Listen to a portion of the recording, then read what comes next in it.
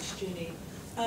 This Value and Impact Forum has been a little time in incubation. We've been thinking about hosting an event such as this for a few years now. So I really have to extend my congratulations to Jenny and the members of the Quality Assessment Advisory Committee of CAUL for actually pulling the program together. You can see by the program that we have a number of international esteemed speakers joining us today.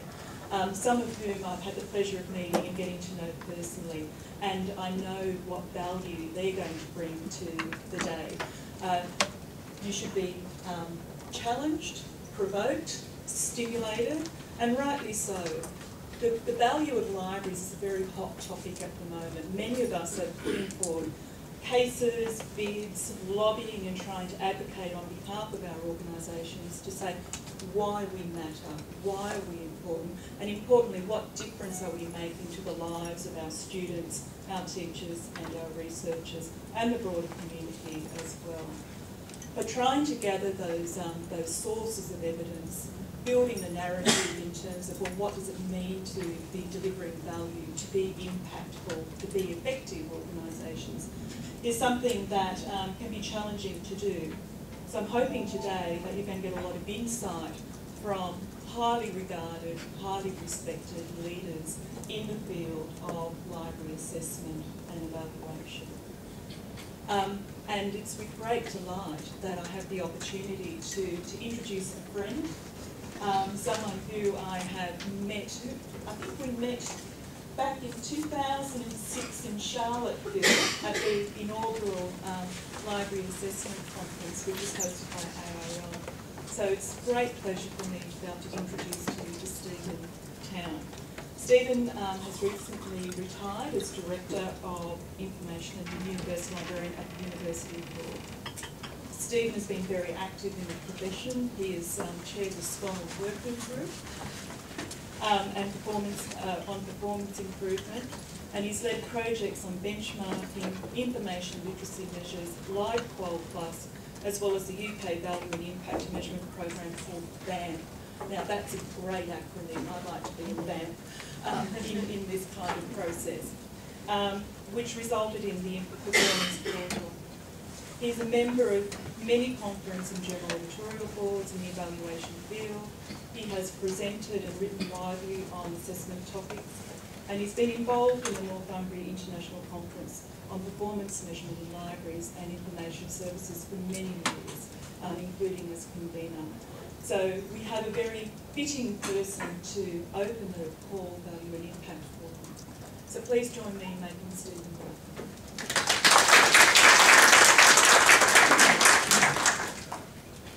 So, thanks very much, Margie. It's a privilege and a pleasure to be here in Australia again, and to also see some UK colleagues, former UK colleagues amongst the cohort here.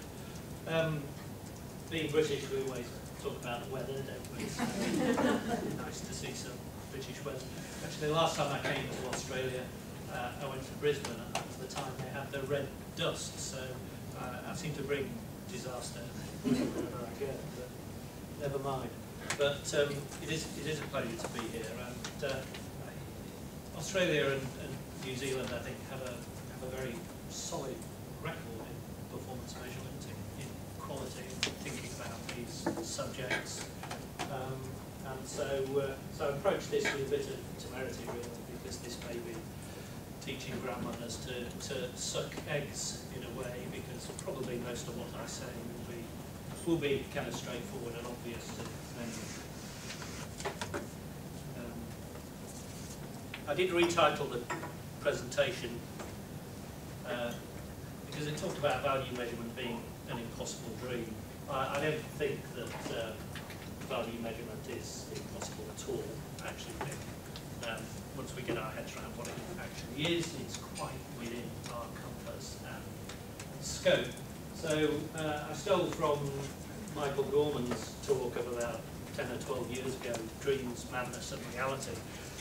He was writing about the future of libraries and saying we have this cozy dream of what libraries should be like. Then there's all the madness of libraries disappearing because of the internet and digital literature.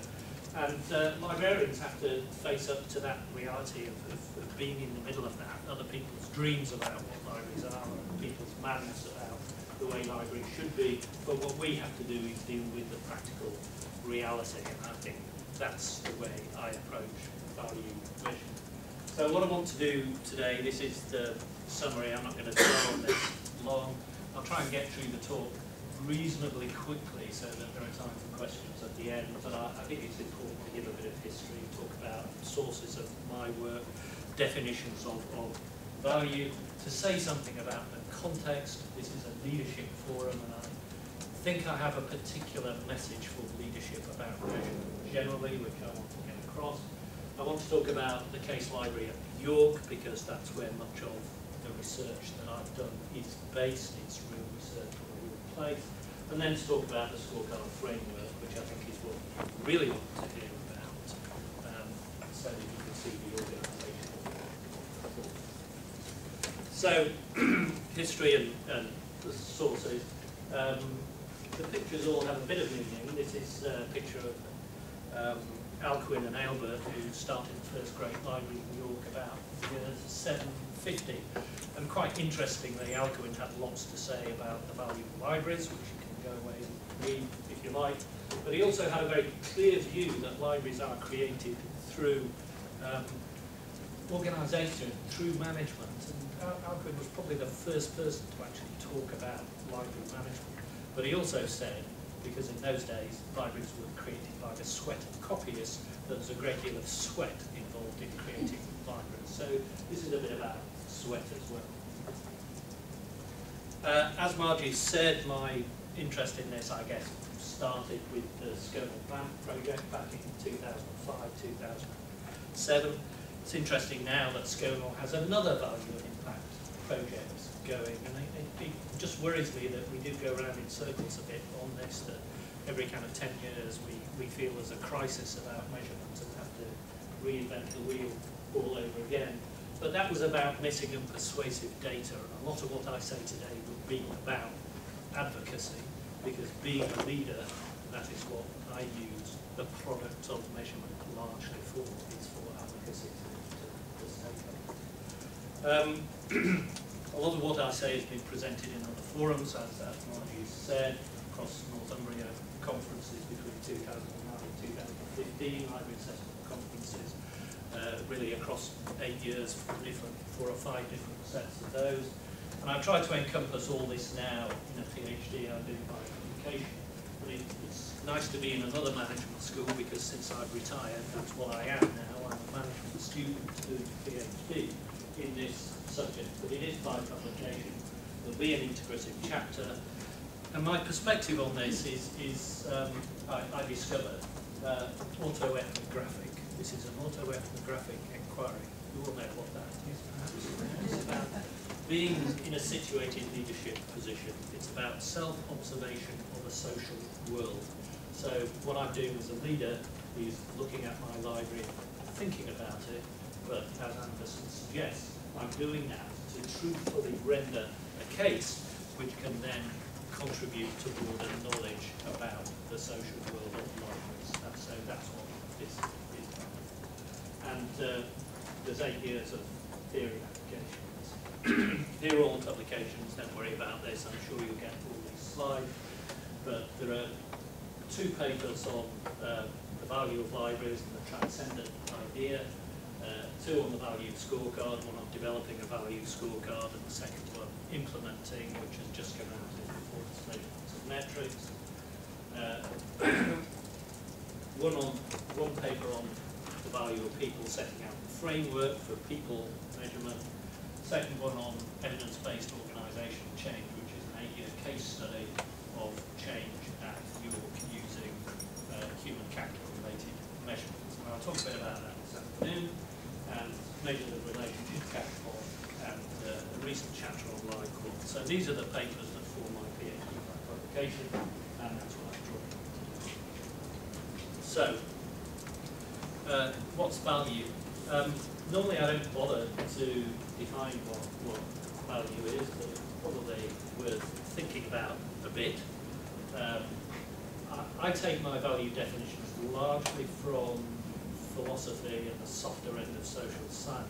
Modern librarians go straight to economic definitions of value. What I'm going to be saying is that that is not the only approach. So, general definition of value by Rescher, but the important thing from Williams in the International Encyclopedia of Social Sciences is this point that value is defined by people's values. So there's an intimate connection between those two things. And if we don't get that connection amongst our stakeholders and understand what values are driving the sense of value, we won't get the measures right. So values are ambiguous. They're contingent on circumstance and on what people think, and that changes. So there is no single answer to what the value is. However, whether you like it or not, you are being evaluated all the time by the people who use or pay for your libraries. It's inescapable. And they will do that evaluation on the basis of their underlying values. Okay? That's, I think, fairly straightforward. So you can't deduce value and values from data or logic. This is about choice. So you will need to choose a frame for value measurement that is relevant to your situation and the underlying values of your stakeholders. You're allowed to disagree with any of this, of course. Shout out if you don't like it. And if you look at the history of valuation, especially in libraries, you will see that economic valuations tend to be fairly short-lived, fairly short-term, often political, often bounded by project, and often defensive to protect resources. What I would suggest is that values-based evaluation is more likely to have an impact on things like culture, long-term achievement, long-term gains, production of capital in the longer term. So maybe a balance. I always go back to OR. This is the fundamental intent, as far as I'm concerned, of value measurement of libraries. The value of a library must ultimately be judged in terms of the beneficial effects of its use. In other words, libraries produce an effect beyond use transactions. So libraries do things, people use them, things happen, but there's something that goes on after that, which is a transcendent effect. We are trying to change people, we are trying to educate people. That is the ultimate thing, not the transaction itself. So that's what I'm suggesting is the summit of measurements and why I talk about transcendent benefit. And that, in a sense, is exactly what Paul was saying in his kind of famous diagram. Here's all the stuff that goes on in the library. This is what it's supposed to do. It's supposed to produce value, beneficial effect. And people quote Orr in all sorts of different ways, in quite confusing ways. But Orr himself said, look, forget all the benefit, all this other jargon. Quality and value are two different things. Quality is about what you're doing in terms of the transactional effect. Value is the effect that that produces. Problem is, most library measurement ends up being reductions. And we've seen that often in the past. And leaders often have to come in and say, actually, libraries do more than just this black box stuff in the middle. This is from Christine Abbott, it's quite old, but there's this black box of the library. We tend to concentrate an awful lot of our measurement inside this, whereas what we're looking to do is this, the long-term benefits, the social impact, the educational value. So we're looking for measurement outside the immediate frame of reference. One other idea which I've used quite often in talking to people about libraries and research libraries particularly is that a long time ago Lamke had this prescient idea that the history of kind of any research library or research libraries in general was about three phases. They started off as storehouses, so you collect a lot of stuff, and in the print age, that was what you did, you collected stuff, that was the main aim. That later on, people recognised that libraries were services, and lo and behold, in the last 20 years, we've been through a quality revolution.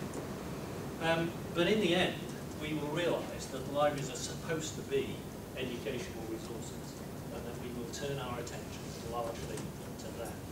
And that, of course, if you follow through on measurement from that, again, this reinforces the idea that we ought to be looking for things outside the library in the educational frame of reference in order to define vision. Okay, everybody happy so far? I always ask whether people are happy. So, this is the madness bit. This is what everybody thinks is going to happen in the future. You know, they're always wrong. Well, not always very wrong. So, this is UK oriented, so I apologise for that, but you may have the same pressures here. This is Madeline Atkins, Chief Executive of the Higher Education Funding Council. And this is her view of measurement in the future. We have to play the impact game. She's an academic, so it's a game. You know, it's not so much of a game to us, but it is a game. It's a political game. So more indicators of learning and research outcome. And yes, you know, we can all collect the fluffy stories, but what the paymasters want, politicians and the civil servants want, is something quantitative, which they can look at and feel reassured about. The problem for us in the UK is that the government is now trying to introduce into universities the same sort of inspection regime as we've seen in UK schools. So there'll be a teaching excellence framework. What Stephanie Marshall said is, look, you librarians, go away, come back with one single measure which will say what your contribution is to learning outcomes. And I said, okay.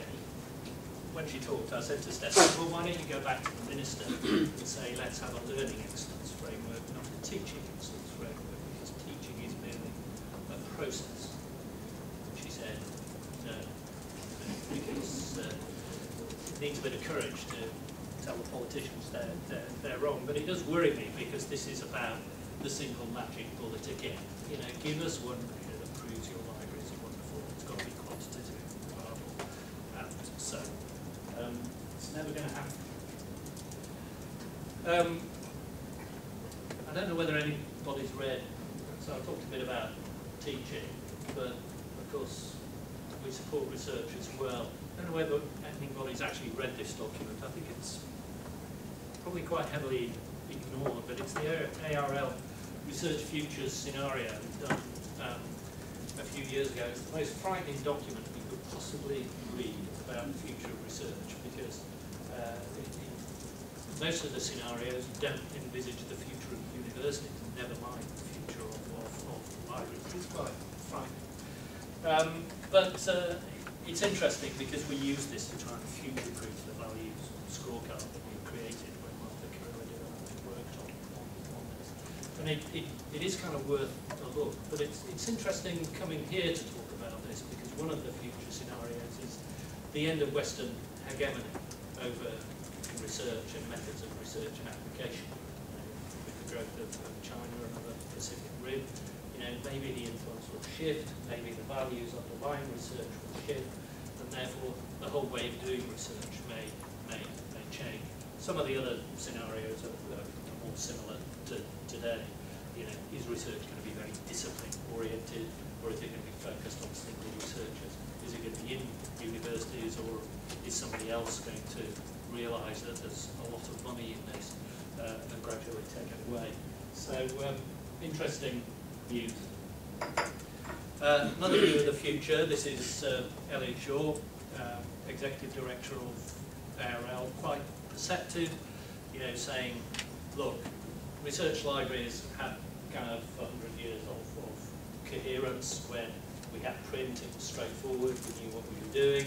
Since we got into the digital world, it's the end of coherence and things like publication and so on. We're only going to get that coherence back if we work together in partnership, which is an interesting observation I'll come back to later. But we also need innovation, because what we are doing is fundamentally changing that old logic model of the library of one process, you know, from getting information and delivering it to people. That's no longer what we do. We are now boundaryless organisations. We go into all different parts of the university, we contribute to processes that we no longer have full control over, especially in research, things like research data management or the open access stuff. You know, we don't control all of those processes, but we're supposed to be contributing to them. So innovation is required to achieve coherence, digital infrastructure, sustainable funding, publication, full control. Yeah, I mean, that is a dream at the moment. It's more. All this says, the reality is that there are lots of cross pressures on us to perform. And there won't be a single measure, there'll be a different measure almost every day of the week that you're asked for to try to prove your worth in all different dimensions. And one kind of response to that is, in universities we need to think about information level management and strategy. But we need to apply some real social intelligence to all of this. And relationships are going to be much more important, perhaps, to us than they were in the past. And I've got these kind of 4 I's. These are the things we need. We need to be able to prove impact in the way suggested by those people I talked about at the beginning. We need to deliver innovation.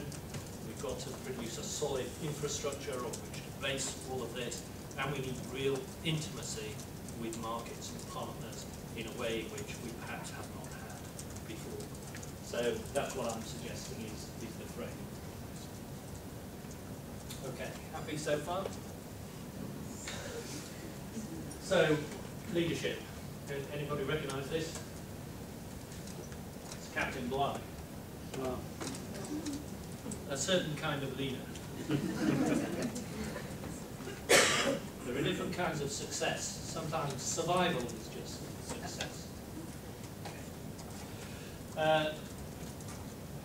Value creation is the objective of every enterprise, every worker, and every leader. You know, these are the kinds of phrases that are trotted out in management again and again and again. And it's interesting because we don't always respond to that. We just say, oh yes, that's obviously true. But what is value creation? What are we trying to create in these value? And Cameron says this is a leadership job. So my kind of take on this is that the leadership role with respect to value measurement is one of the primary roles is about advocacy. You can go back to Nancy Van House talking about this in the first Librarian conference. It's about telling the story of your library in persuasive terms and doing that from a values-based perspective. That is our job. But it's also our job to perform. There's a performance imperative on leadership. You know, if you aren't performing, then you aren't carrying things through in the due form that your paymasters expect. So there's a performance imperative on you. You can't ignore performance. Now, again, if you look in the literature, direction setting is one of the key things in this. One of my major concerns at the moment about library performance measurement and assessment, especially probably in the US, and I can probably say this as there are no US people here, is that you see lots and lots of libraries employing assessment librarians. And what those assessment librarians do is go off and do a project of their own choosing. And very often the leaders are not directed. I've had a number of US universities come to me for advice saying, we've appointed an assessment librarian, we've formed an assessment committee, now what do we do? Well, what they should do ought to be defined by the leadership in those libraries. So your job is to set the direction of that measurement. And your vision for that is ideological. You know, it's going to be based in values terms. It's going to be based on the values that either you have or the organisation sets for you. And that will then define what's important from a measurement perspective. The leadership vantage point is unique. You, if you are leaders, are the only people who have access to all the data needed to form a framework for performance measurement. Because only you are in the forums outside the library very often that allows you to develop that perspective. So you have to have influence on this. Your task is to build value. We're going to look at what that means when we look at this scorecard. Value depends on values, so that will be contingent on the choices that are made about values, either by you or above you or outside you in society. The value you build should be defined in terms of surplus capital, because in economic terms, that's what value creation is. It's about creating surplus capital. So it's about making money or making your resource, not spending. Still with me? Could you give us an example? Yeah, I'm going to go through the scorecard and tell you exactly what I think the capital is you need to build up. Libraries are more than instrumental services, so I'm going back to that black box slide. If you only concentrate on the black box, you have to have some concentration on the black box, but you have to look at what's else. Sorry, I'm being very didactic this morning, telling you what to do. It's quite easy when you're retired to tell you. So, maybe just think about that for a second. Now move on. So, when I came to York, it was perfectly apparent that, and I didn't think about it in those terms then, but I do now, that it needed some capital building. Because all the discussion about the library, all the discourse about it and its work was about storehouse things. It was about, we're a young university, we're trying to compete with the big boys, the library isn't old enough to have all the stock it needs, therefore we're worthless.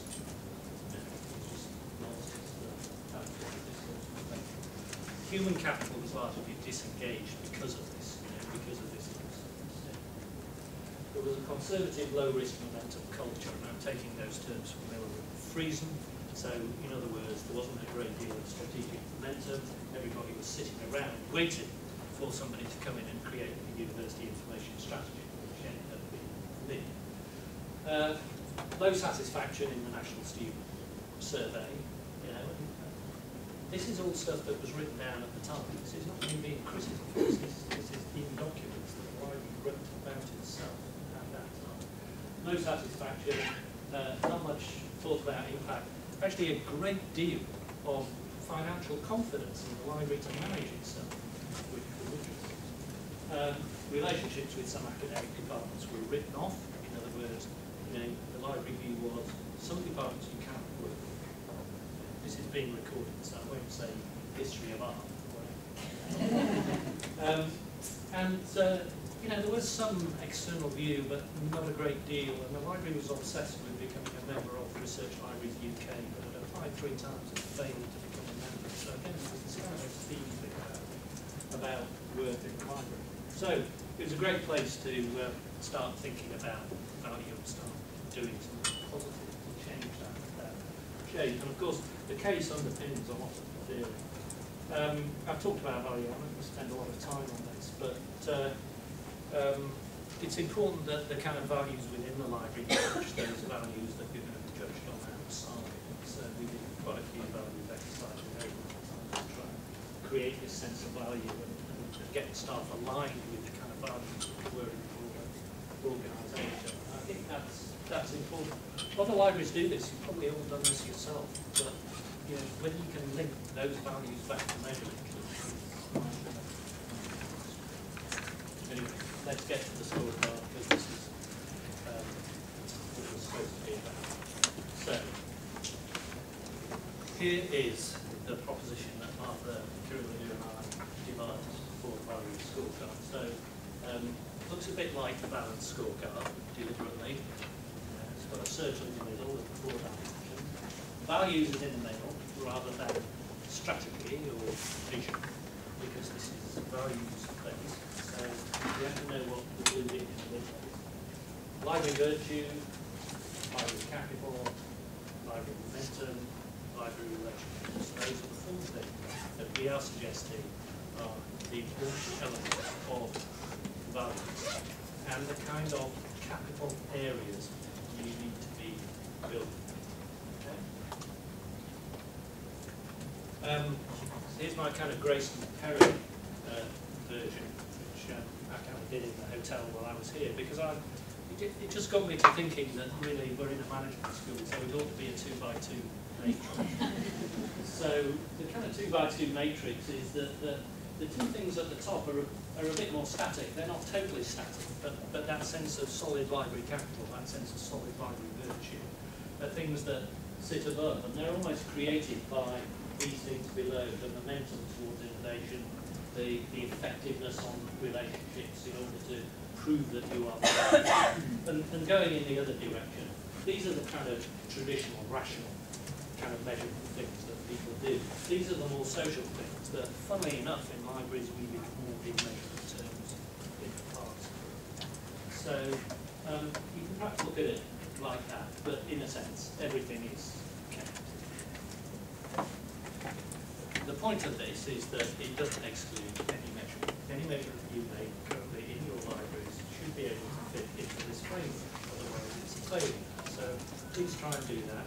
Tell us if anything you measure doesn't fit. It reconciles all sense of goodness, so what good you do as well as the goodness of the library, tries to resolve perfectionism, centred on values.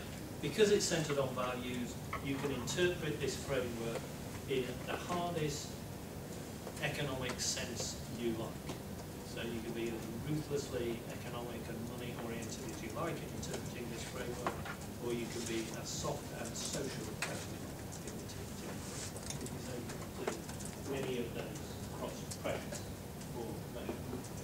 And what we're saying is that, this doesn't add up to a single index. 5 suggests for things that contain intangible elements that there's no need to do that. It is possible to do it if you really want to, but it's not really necessary to have a monetary value estimation that all of this adds up to. But we are talking about capital and we are talking about service, so in that sense, there's something hard about it. So, what do I actually mean by these dimensions? So let's start with library capital. So, I haven't spent a lot of time on this because there's a lot of this in the literature, and we're talking about tangible capital and intangible capital. So these are the solid and obvious things that libraries do and libraries create in a physical sense.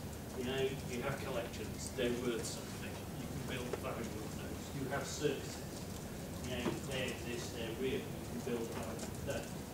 The physical environment, the library itself, come roaring back. 20 years ago we were told libraries were going to be turned into car parks. Now everybody is pouring money into new library buildings, commons, all that sort of thing, like there was no tomorrow. So all of those things have a big capital value. And you can work on those and add it all up. I haven't bothered with that really because I think it's pretty straightforward. But I think there's a lot of meta assets we're creating in our current situation. I think the digital library is the best example of that. So that's something new, that's a bit intangible, that we pour an awful lot of investment and value into. We don't really have good measurement associated with what that value is and what it creates. There's a lot of meta assets there.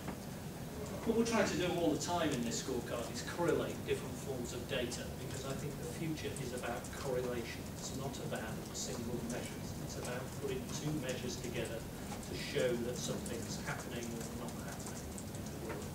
So there's always a comment about correlation. I'm not going to dwell too much on examples this morning because I'm going to run out of time, but there's a lot of this afternoon. But there's just some examples of the way we think about this in York. So here's some analytics on our reference desk service with the intention of improving the value of that service by not wasting a lot of effort offering it when people don't use it. Okay, so immediately that's an increase in surplus value because you can redeploy the staff to other things. So these are our service desk analytics which tell you exactly when you should focus your effort. Here's a slightly more complicated story which is really about reputation as much as anything. We had some interns working in our archives. They discovered a set of pictures in the Roundtree archives, which was the chocolate making firm, which is very important in York.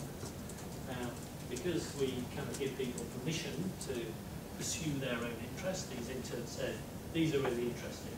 Let's find out who these people are. So this actually then turned into who were the Aero girls, because they advertised Aero chocolate. Do you have that over here? Yes. This turned into a national campaign to find these girls. It was on national TV, was in lots of papers. And, you know, when you think about that, what is the value of that to the library? And it's almost nested, you know, that national reputation created on the basis of just somebody's curiosity within the organisation. And it's that kind of intangible thing that I think, you know, we'll be looking at. Human capital, again, this is all in the papers I've written, but I define this in terms of 4 areas. Capacity, you'll be very familiar with. Capability, you'll be familiar with, often expressed these days as talent development. Climate of affect, I think it's important that staff are engaged with the enterprise, so you have to have some measure of engagement. And you also have to have a culture of momentum in staff if you want to get timely innovation. And Frank is going to talk about this measurement of culture or momentum later on, so I won't dwell on that. But there are plenty of outcome proofs that kind of go with this. But these are the 4 components that we've been working on at your in terms of our human capital measure. And I'll talk more about that. A lot of kind of raw data you get from the HR departments in universities, the kind of analytics that we're really now beginning to draw on in terms of, you know, who's educating themselves, who's not, which teams are taking up the alignment, which teams which aren't, how much that's taking up in terms of time and so on. And a lot of analytics which I'll look at this afternoon in terms of what they think about their experience of work and climate goals. Virtue, this is kind of different.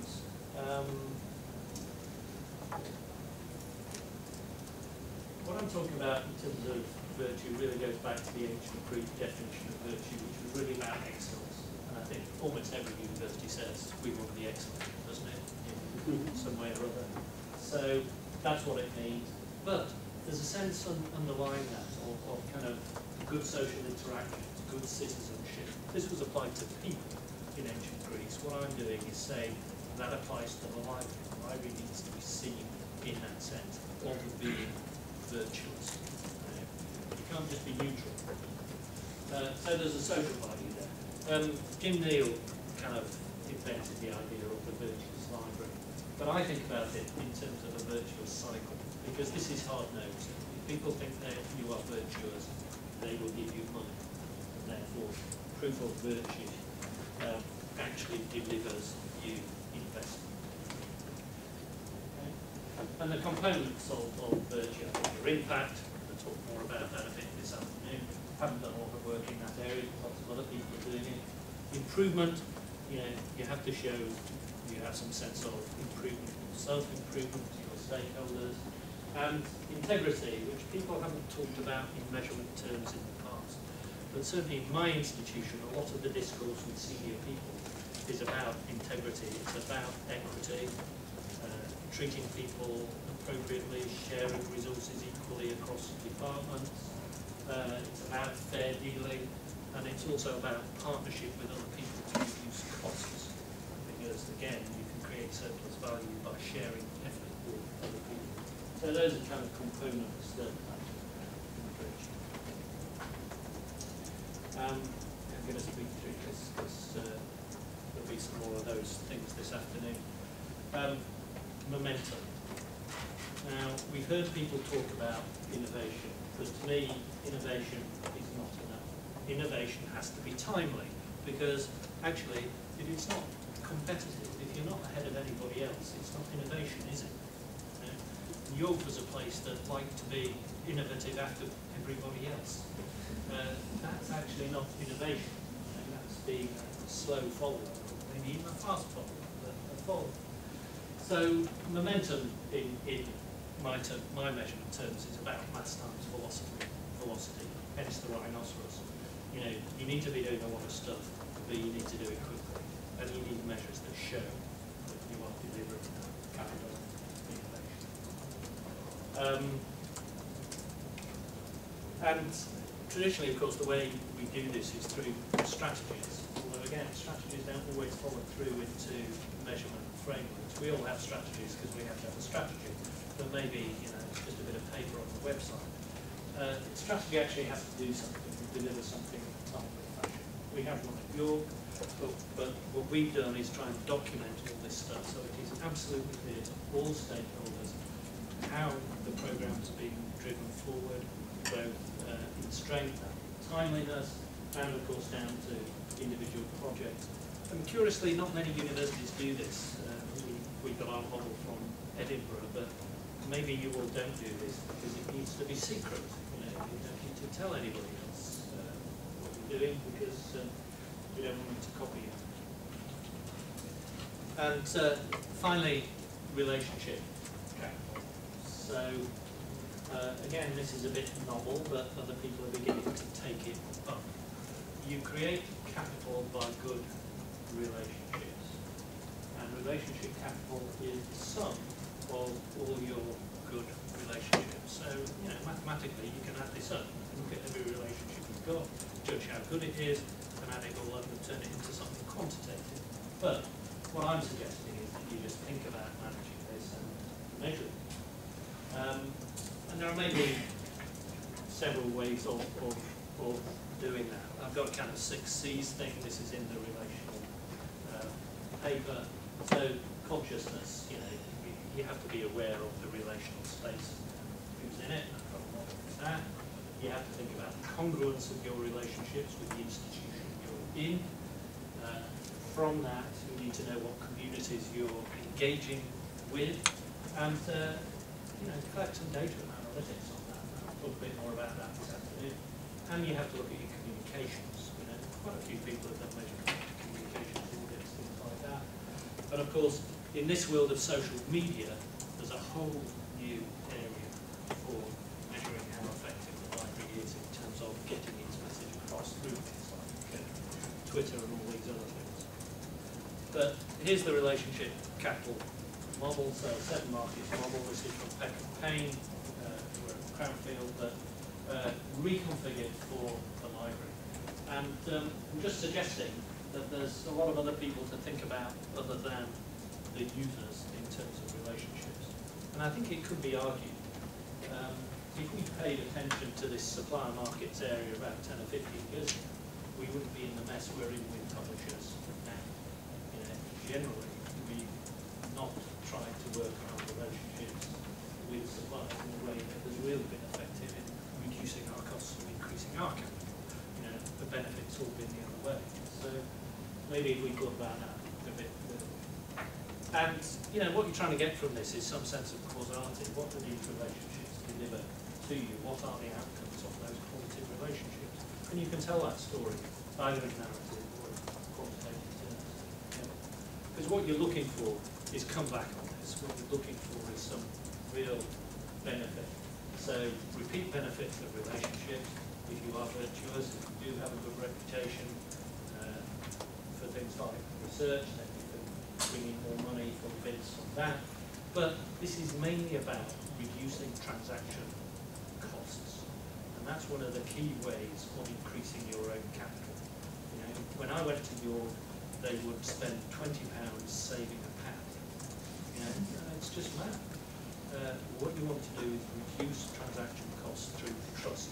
Better relationships you have with other people, the more money you will save at the end of the day. And of course, we have ways of doing this at York, so a lot of this is done through our relationship people. I'll talk about that this afternoon, but it tends to translate in York terms into very specific things happening with the academic departments. So we have a library action plan for every academic departments, which is not just signed up to by us, it's signed up to by the head of department. So that begins to solve this problem that York had at the beginning of departments that did not work with the library, could not work with an effective way to deliver good learning. And we write a narrative on this every year. We get this transparent and open. We say, it's been arm's length in the past. We need to change that. So this is about reducing transaction costs Data collection instrument. We had a balanced scorecard, and one of the things we wanted to do was fold our balanced scorecard into the value scorecard measurements when we implemented the value scorecard fully at York. And you can kind of do that, and I'm going to dwell on that. There are big differences between the balanced scorecard approach, and I'm not denying the balanced scorecard is a good vehicle for cultural change. Lots of evidence that very effective in that sense. I don't think it's as effective now for advocacy from a leadership perspective because, in a sense, it's too simple. You know, at our level, things are more complicated. You don't want a balanced scorecard, you want an unbalanced scorecard to meet whatever pressure is on you at a particular time. You don't necessarily need one simple measure. You know, you need insight, you need prediction. You're looking for correlations, not those simple measures. And it is about narrative and advocacy. So, what we did was borrow the University of Wollongong's framework for reporting and reset that in terms of both balanced and value scorecards. And every service unit within the Information Directorate at York produces a quarterly summary of measures index. And that was frighteningly revealing when we implemented this, because what we saw was lots and lots and lots of very interesting data that I had no idea we would collect. Much of which was extremely valuable, much of which showed massive overlap between different areas of our operation, and all kinds of relationships that we knew nothing about. So, very interesting, very worthwhile, but you know, when you start this, you may then want to think about finding it down to be more focused. But it was certainly very successful in that 2 years at York. And we weren't just feeding this in a bottom-up sense, we were also engaged with national projects, we were also collecting data and analytics from the central university. So an awful lot of different data feeds into this in order to create the whole scorecard effect. Also fed into our KPIs, very well on that, maybe you have those, don't. And just thinking about it in terms of how effective this was, I would say at York, we've got quite a lot of work to do on impact. We didn't really have the analytics to do that. A lot of good progress on human capital, but maybe not so much on library capital. Relationships was the area that really took off in terms of revealing something new to understand about the organisation. And momentum, certainly very, very effective with broader stakeholders about what information and the whole information strategy was doing for the university as a whole. But overall, still reliant on single measures. You know, we haven't really got this sticking data sets together in a really effective way. So, just a conclusion from my good friend Eduardo from Catalonia. And I've changed this a bit, but you know, there are intelligent libraries and stupid libraries. I'm not beating about bush here.